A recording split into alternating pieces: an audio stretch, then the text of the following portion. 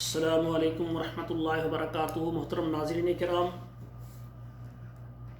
المرأۃ الصالحہ marriage consultant رشتوں کے programme میں آپ سے مخاطب ہوں۔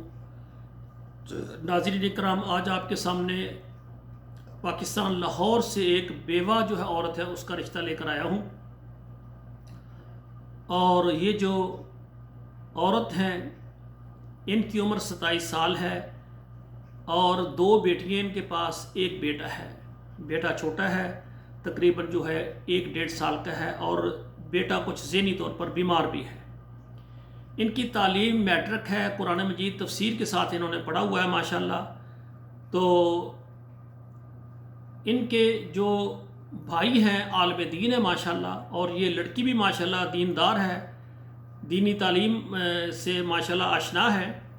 تو ان کے جو بھائی ہیں قاری صاحب، انہوں نے میرے ساتھ رابطہ کیا ہے۔ ان کی ڈیمانڈ ہے کہ پاکستان لاہور میں ہو کوئی بھی ایسا بندہ ہو جو اس بیوہ کو قبول کرے اور اس کے بچوں کی کفالت کی ذمہ داری اٹھائے۔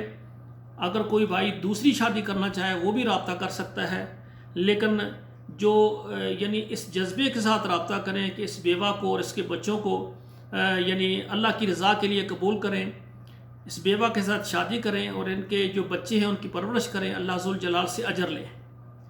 تو لاہور سے جو بھی خواتین و افراد ہیں یا لاہور کے ارد گرد سے ہیں وہ میرے ساتھ رابطہ کریں۔